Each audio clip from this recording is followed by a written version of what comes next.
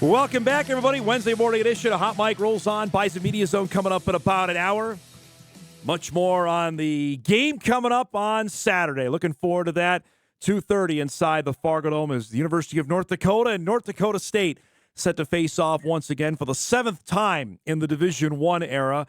Our next guest had the distinct pleasure of both playing in it and observing it. And, boy, he's had a heck of a chance to observe because his son has been an absolute stud so far this season, heck, his whole career, certainly against the Bison. As we welcome back to the show, New Rockford Cheyenne head football coach and former Bison, Elliot Belquist, joins us this morning. It's great to see you, bud. How you been? Hey, it's been good. Thanks for having me, Dom. I know this week is always added spice, but I'll get to that in a second. But I got to talk. Your football team is rolling, man. You guys have allowed, I think I saw, was it 22 points all season long? What's going on with the Rockets this year? Yeah, we have a nice upper class with 10. We have 10 seniors and seven juniors. So when you can play junior seniors across the board, it makes things a lot easier. You just have that depth, and then you get those younger kids on special teams, and gets them hungry to go out there and not give anything up. So we're playing well right now. Did you have high expectations knowing the experience you had back for this year? Yeah, I mean, we lost some key players last year, and we knew we had to replace them. We knew we had some spots for those guys. Those guys we knew we had some talent coming in at the receiver position, and we felt good about this year. We just never know until you get going. You mentioned off air to me, you have nearly 40 guys. That's huge for 9-man. Is that a product? I know you had a new co-op come in as well, but success also breeds to get more kids to come out. Have you felt that over the last couple of years? Yeah, we're getting a high number of our classes out. High number of boys. You get around 70% of your boys out in each class, and winning helps. Yep. Obviously, and you keep winning, and kids want to keep joining. And our elementary programs have been doing a great job of getting kids out, and participation's high in those levels. So, yeah, numbers are everything. I mean, the year before we co-opted, I remember we had in our playoff game, we had 14 kids dressed, and that was hope to never see that again. Yeah, right. Holy cow! To be near the end of this year, how much has that not necessarily changed expectation wise for your guys? Say, okay, hey, we're sitting here, we still have everything in front of us. How do you address that with the guys here with 2 games left in the regular season? A big focus is just staying sharp. We got to stay sharp. We got to find ways to get in better shape. A lot of the starters only been playing half game. I think they've only played into the fourth quarter one game this year. So that's our biggest concern is going into the playoffs is are we going to be ready for a 4-quarter game? And that's what we have to keep stressing and keep working towards in our practices to make them, high speed and get them moving without just putting them on the line and run. So that's been our challenge this week, and we got a bye week this week. So we're really working on some of those little details. I know you and I have talked off air about this, but the level of skill in 9-man's, obviously your son lived it to see, like Walker Broughton, who you know well from West Hope, is now going to go play for the Bison. We know the 9-man offensive linemen that have certainly had their chance now in playing in the NFL. Where have you seen that? Is it skill in the level of 9-man, or just more people are paying attention to it now? It was always there. Yeah, I think there's always been a lot of skill.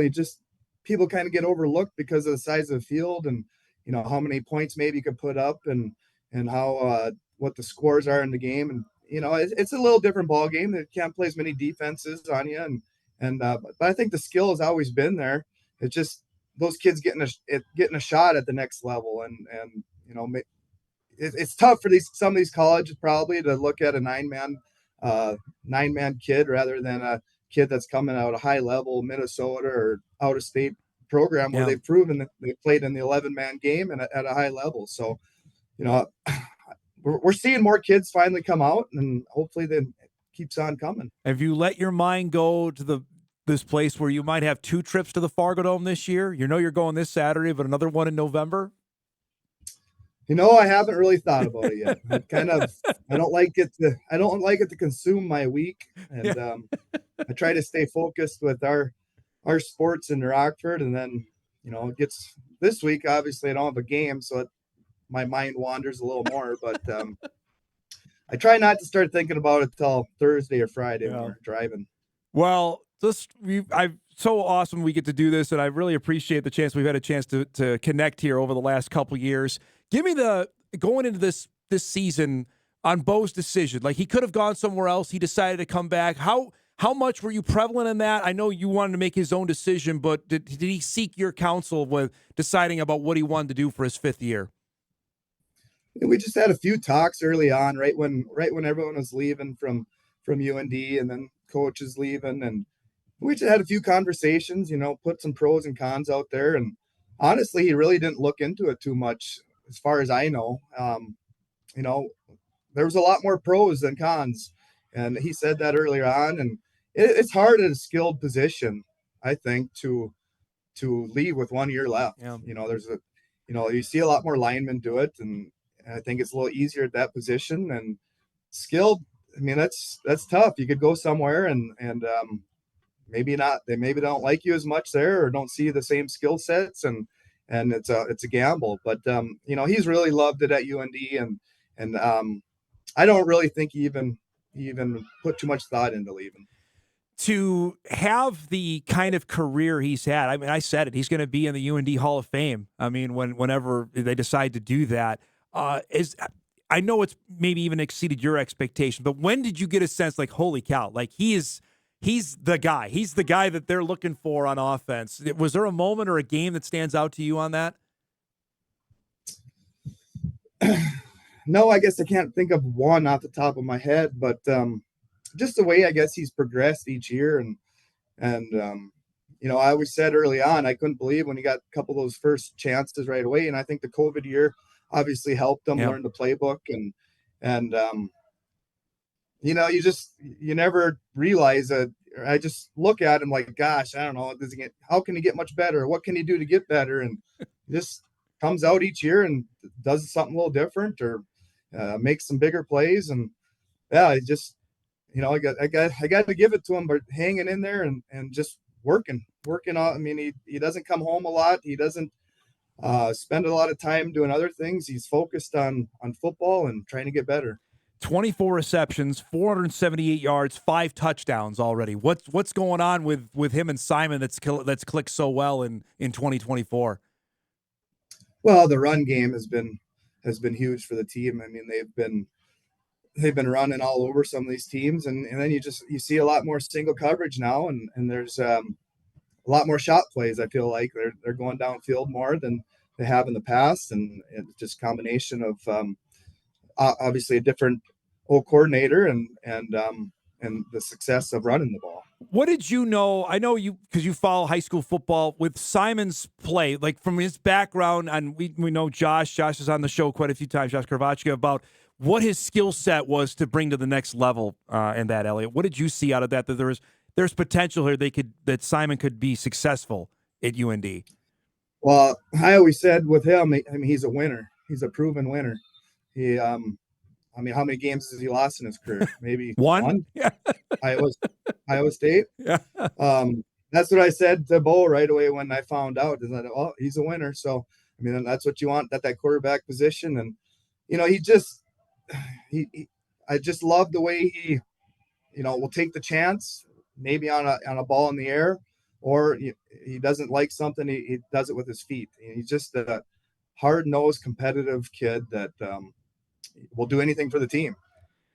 Being another small town Langdon guy, that's it's Langdon and New Rockford on these connections. I mean, that alone is just, it brings a smile to my face when I say it. When I say that, what goes through your mind? No, it just like you said, puts a smile on the face. It's just, you're proud of these kids for sticking in there. A lot of times these kids get to these programs and they feel like they're way back behind the depth chart, and you just got to hang in there, and you got to keep fighting and keep working your way up. And you're just proud for any of these small town kids that just stay with it and keep working. The stat line against your alma mater is crazy that Bo has. I just did this: 12 receptions, 227 yards, and 4 touchdowns against the Bison. I said this before. It seems like he saves his best games for NDSU. That's more receptions than I had in my career. No, yeah, I don't know. He finds a way to get a few catches and find the end zone. I don't know if they drop certain plays for him to do it or what's the deal, but he finds a way to get it done. What is it about, and for people that don't know, about his connection to the Fargo Dome, Elliot? Can you give us a little backstory about that with Bo's initial days of football at the Dome? Well, it goes way back. Well, shortly after when he could start walking, I remember him. I was going into my senior year, I believe, and I remember him running the hallways of the BSA and Coach Bradley yelling at him and making a few comments about him. So, yeah, he was running those hallways early on. In about 8 months, he was moving around the BSA. I know you spoke to me about this. Gosh, it was now forever ago when NDSU and UND played in the spring season. You were up there in the stands, and the emotion got you that day. Yeah, that first time he ran out there, it was just get a little excited, get a little emotional. You're just happy for all these kids that put in the time, and then you see that rivalry game come back and just the atmosphere of it, and for them to be a part of it, it's just so fun to see. What do you think for you emotionally it'll be like Saturday, last time, at least in the regular season, that this is going to happen? Yeah, I don't know.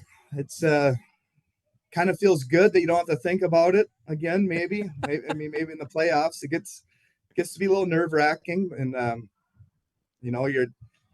you're excited for them, but you also have that other feelings about the whole game, and it's just, yeah, I don't know. I try not to get too caught up, and I'm sure it'll hit me again, maybe being the last time that it'll be in there and last time we'll be playing against NDSU, but we'll see what happens. How have ticket requests gone? Has everybody come out of the woodwork looking for some from you? Well, I know. I think we had about 18 or 20 to start. Wow. Whatever she got them a couple weeks ago or a month ago. I stay out of that side of things. That's not my business there. So I have a seat, and I know I'll be at the game. How much for your former teammates did they give you? Do they still give you a heck about this, or not anymore? That, hey, Bo's his own dude. He's a pretty good player. Do you still hear about it? No, it's been pretty good. They for a couple of years now, I haven't heard much about it. They usually follow along and send me clips when they see him on Twitter or whatever happens at a game and something comes out. They're pretty good about it. They don't razz me too much. I suppose however the game happens on Saturday, I might hear a few things, but it's all fun. Let me ask you that, because I have not talked to you. So how do you think, how much did things change after what happened last year? How UND won, they finally beat the Bison, and the way they won it. How much did that change things in your mind about this rivalry? Well, I don't think they try to think too much about it. Honestly, I think it's maybe in way back in their mind, but I think it just shows that they can play with the top teams.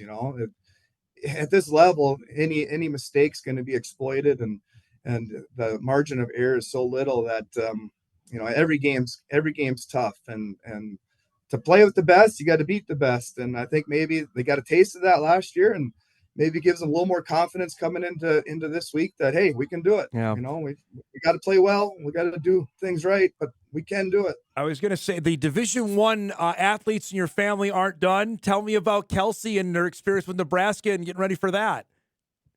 Yeah, that's been a whole new experience. Yeah, she took off to Nebraska. She's still recovering from that ACL. She's probably about I'd say 85%. Okay. I don't think she gets full clearance until maybe December or so. But she's doing most things. She's loving it down there. It's a whole new animal though compared to what she's used to. Playing 3 sports and track being not as difficult, obviously, in a small town here compared to what she's going through there. So there's been a few emotional weeks on her part, maybe contemplating her sports decisions, but I think she got through that pain of the leg a little bit, and now I think she's loving it down there. Was that to see her flourish in track? Was that a surprise, knowing how good she was in other things? Was that a surprise to you, or not so much? No, we kind of saw it when she was younger. She had a nice 7th grade year.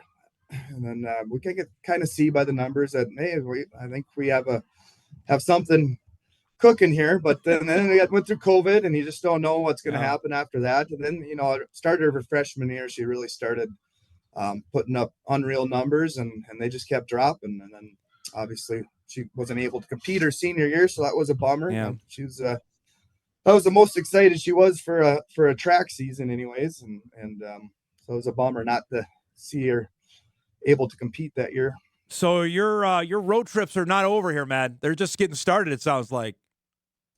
Well, they're going to get a lot easier, though. I can tell you that. It's been quite the 5 years. I mean, last year was the worst with the football schedule, Friday night football, and then recruiting trips with her and track. So you're flying all over, driving all over. Yeah, it's time for a new car, that's for sure.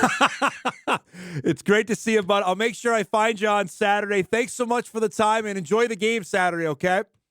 Yes, I'm going to do everything I can to enjoy this one. Good to see you, bud. Thanks for the time. All right. Thanks, Dom. Elliot Belquist joining us, former North Dakota State receiver, New Rockford Cheyenne head football coach. The Rockets are unbeaten, one of the teams to watch in North Dakota 9-man this year, and, of course, Bo's dad.